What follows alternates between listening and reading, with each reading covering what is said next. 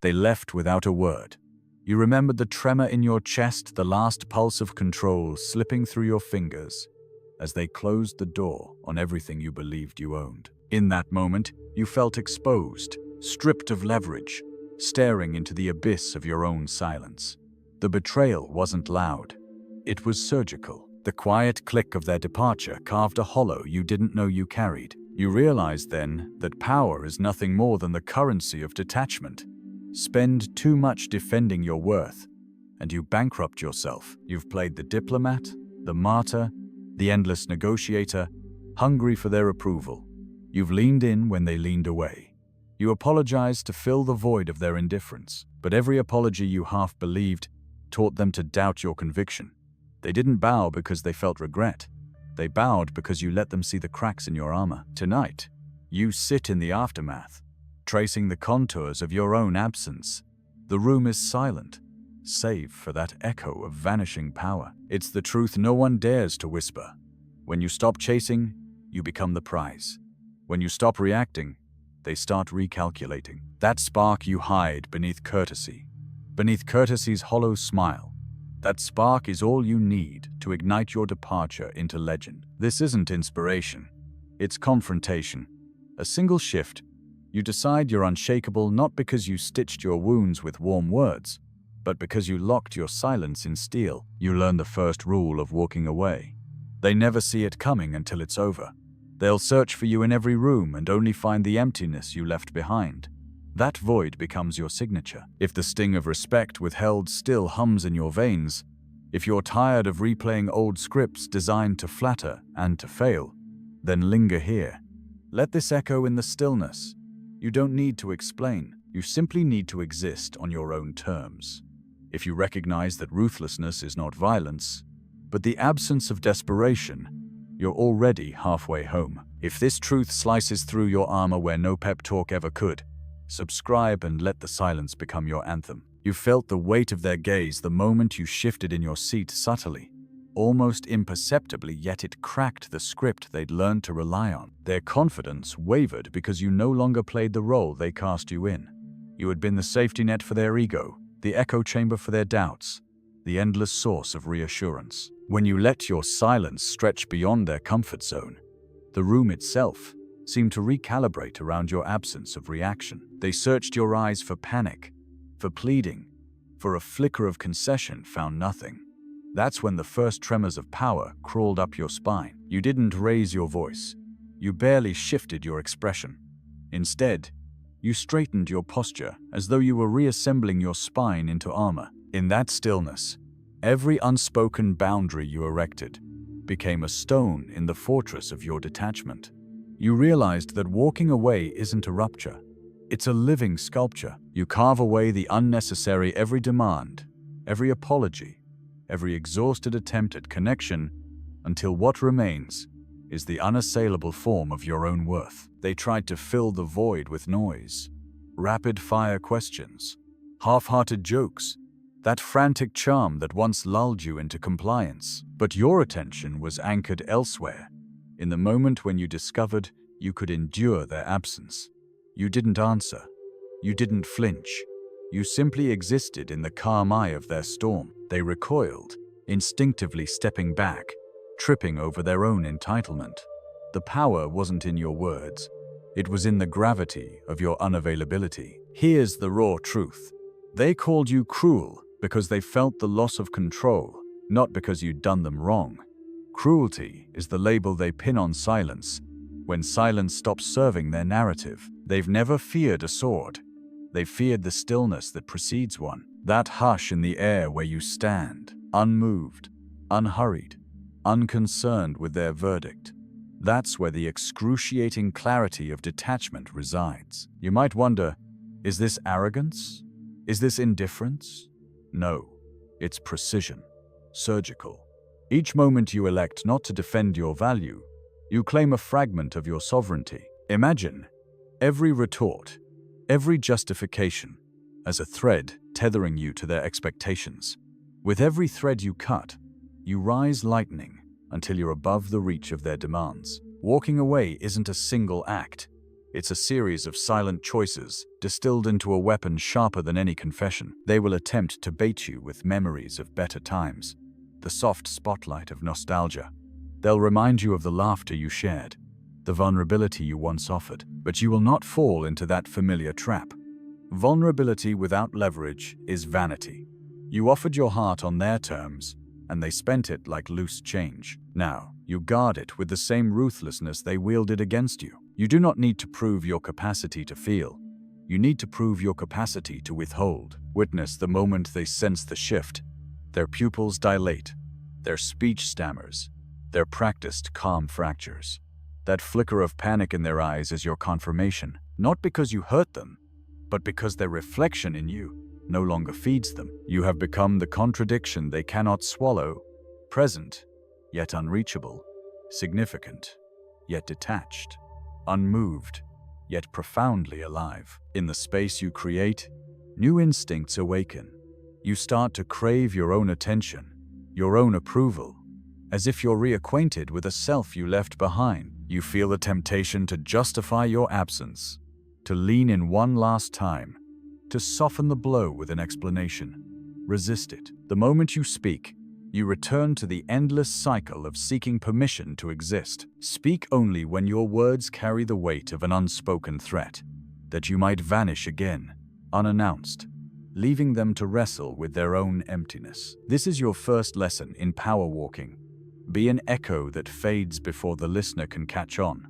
Let your departure be the last syllable they ever hear from you.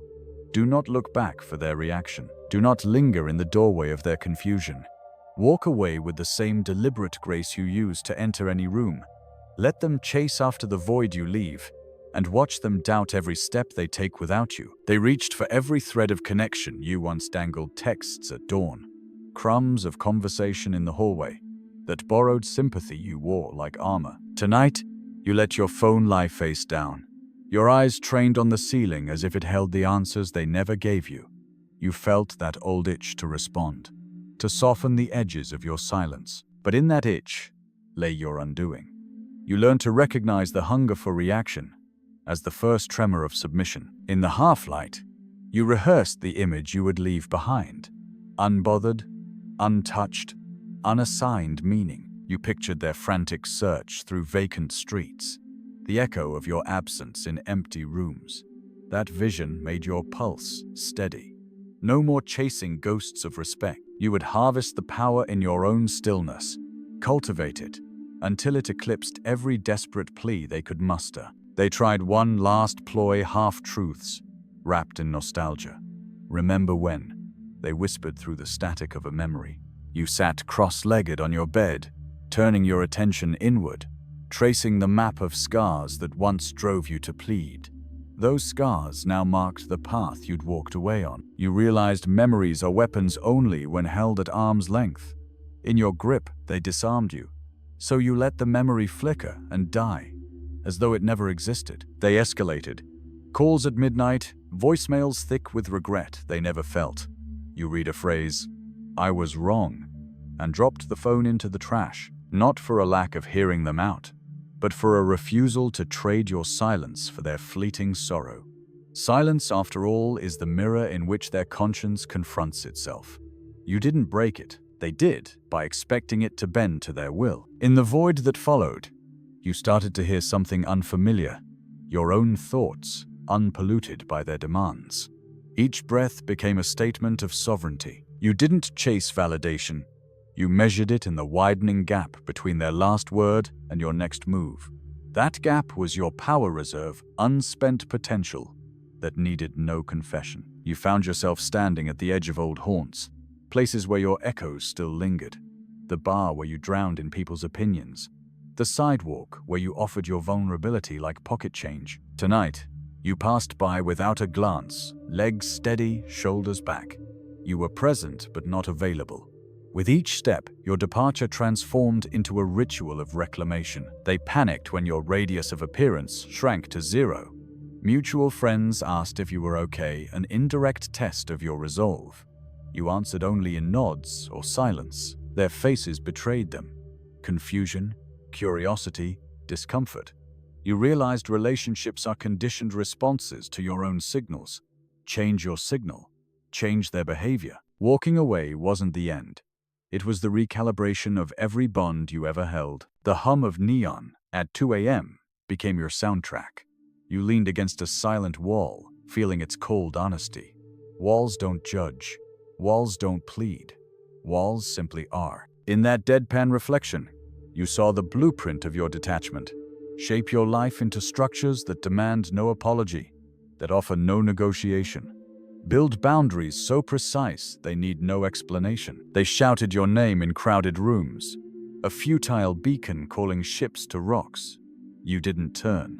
You let their voice fade into the clamor of your newfound quiet. That moment, you discovered the sweetest revenge is indifference, not cruelty, but indifference so pure, it convinces them of their own irrelevance. You observed how their strategy collapsed without your cooperation. They resorted to gossip, to half-truths whispered in earshot. You watched from a distance, uncloaked in your own reality, as their narrative unraveled. Without your permission, they crafted a new story, one where you were the villain, because villains are easier to hate than consequences. That label was their confession of impotence. Power doesn't roar. It sits in the crease of an unspoken word. You cultivated that crease with the economy of silence. No grand gestures, no dramatic exits, just a continued refusal to entertain their theater. Each day without a reaction was another stone laid on the path to your own dominion. And now, when you enter a room, you carry that quiet hurricane within. People detect it in the pause before you speak, in the way your eyes measure what's worth answering. You are not their judge. You are their constant reminder that leverage always starts with self-possession.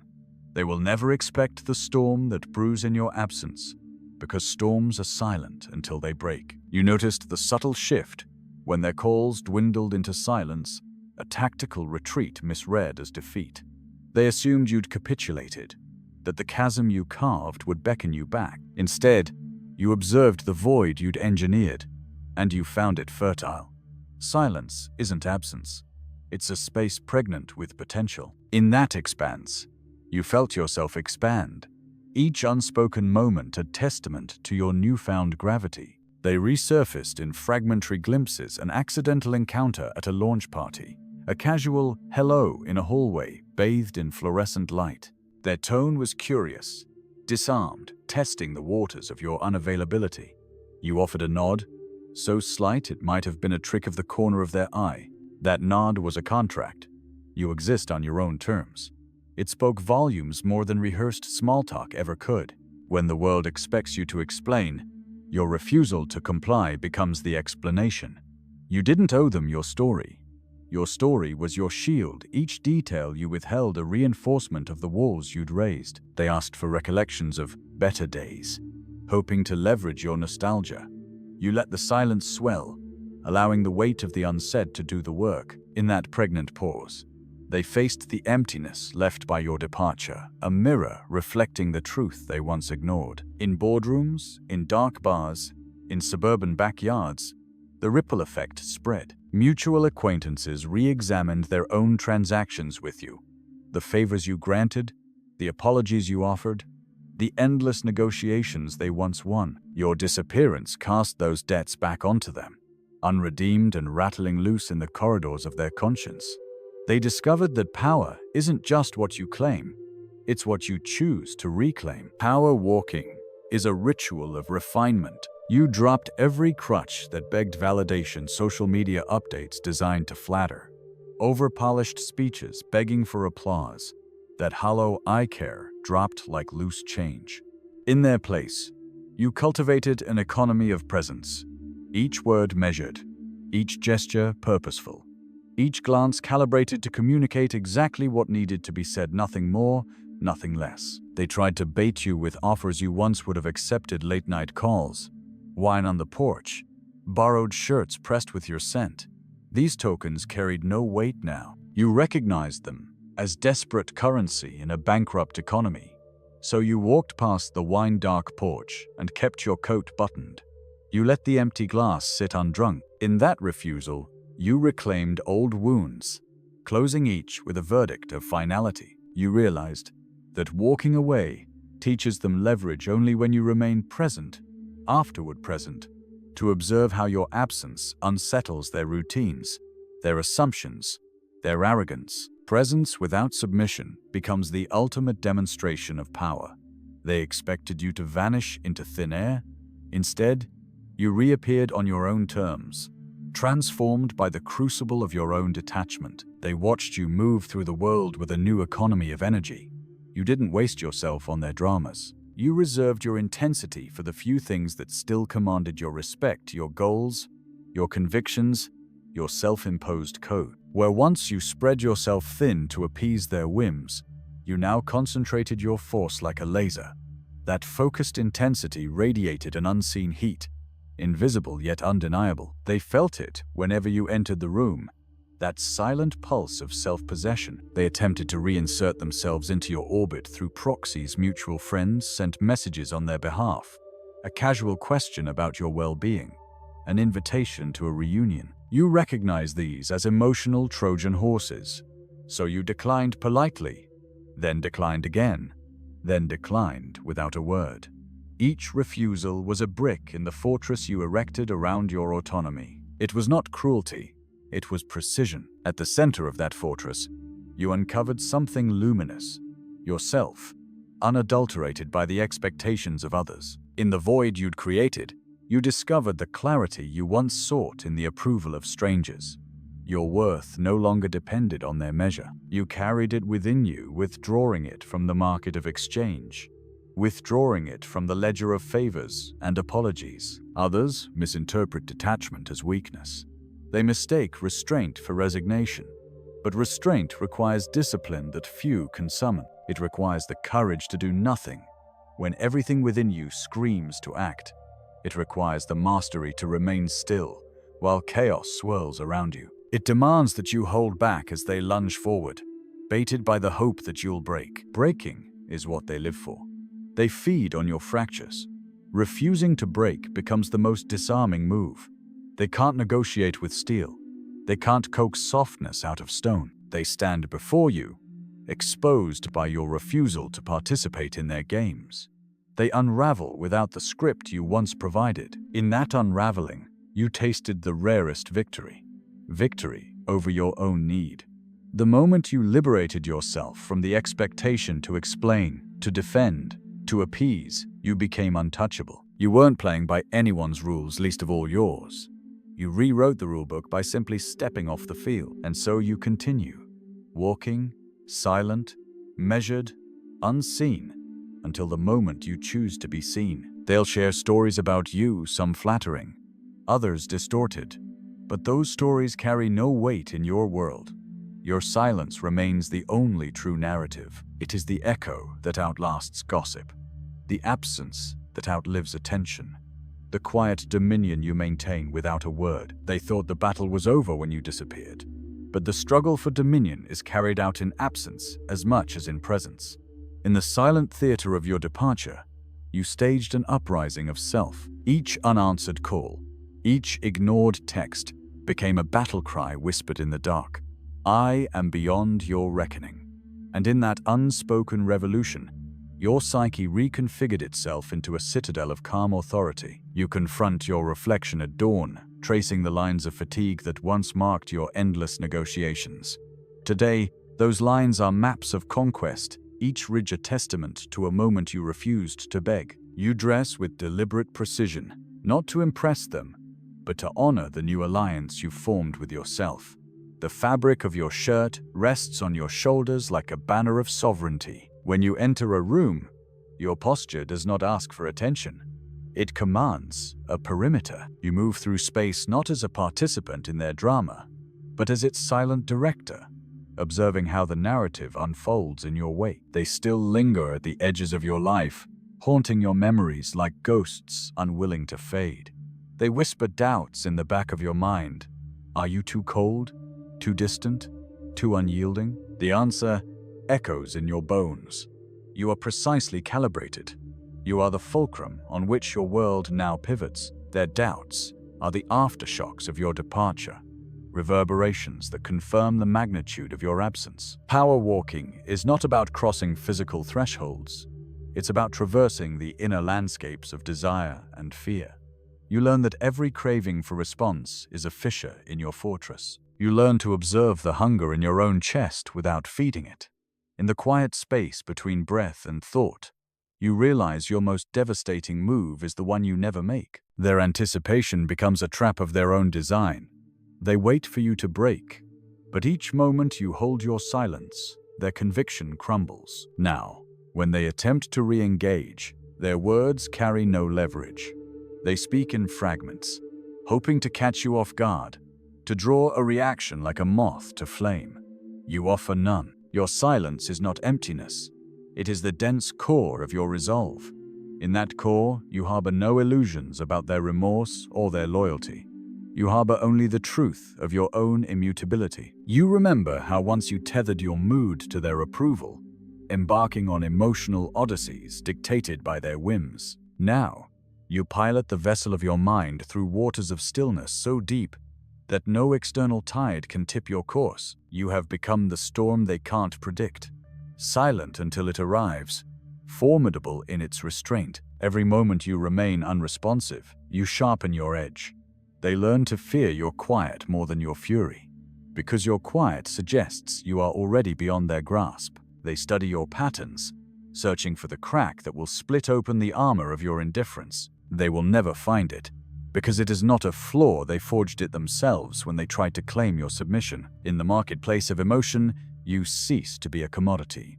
You withdraw your availability, rendering their tactics obsolete. Offers of nostalgia, of comfort, of reconciliation, they all bounce off the wall you've erected between your past and your present. That wall is not a barrier to connection. It is the gateway to self-possession. It stands not in spite of your vulnerability, but because you chose to protect it from exploitation. And yet, you remain receptive to your own truth. You listen to the whisper of intuition that guides you past the ruins of old attachments. You honor the voice that tells you when to engage and when to withdraw. That voice is the only one that matters. It sits at the center of your recalibrated world, issuing decrees of presence or absence, of reveal or conceal. According to your own code, they cannot infiltrate that sanctuary. Every probe, every plea, every calculated attempt at disruption only underscores their impotence. You have become the abstraction they chase, but can never catch a silhouette carved in silence, a ghost they invited, but cannot contain. This is the art of walking away powerfully. You vanish not to punish them, but to empower yourself. You vanish to show yourself the contours of your own gravity. You vanish to discover how your absence becomes your leverage, how the space you create around you defines you more acutely than any words could. In their absence, you learn the shape of your own destiny. In your silence, you write the story they will tell about you, an unwritten epic of restraint, of dominion, of unspoken authority. They will speak your name with the reverence reserved for legends, because legends are forged in distances that cannot be bridged by remorse or apology. Stand now in the center of your own silence and feel its weight. It is neither burden nor balm. It is the truth you chose to embody, that your self-possession is the only power that matters. Let them wander the corridors of your absence, chasing echoes of what they once held. You will never return the way they expect. You will return only when the world demands your presence on your terms. In the end, your silence is not an absence, but a verdict etched into the air, a final decree that no apology or plea can overturn. You have stripped every excuse of its power and laid bare the anatomy of your own resolve. You do not return for their forgiveness, nor for the comfort of reconciliation. You return only as a reminder that sovereignty cannot be negotiated. You learned that the most devastating move is not the one you make, but the one you refuse to make. Every unanswered call, every ignored message, every door you pass without looking back, they are the pillars of your dominion. You are not defined by the bridges you burn, but by the distance you choose to maintain. Distance is your currency. Silence is your signature. Let them speak of you in hushed tones, Let them rewrite your story to fit their narratives. Their words carry no weight in the chamber of your own truth. You have discovered that power resides not in the applause of the crowd, but in the calm conviction of your own gaze. It is a rare alchemy when absence becomes a force more commanding than presence. Walk away into your life as though you were born for it, shedding every expectation they ever projected onto you. Do not look back for the echo of their footsteps. Your only companion on this path is your own unyielding self-possession. That is the art of walking away, and once you master it, you answer to no one.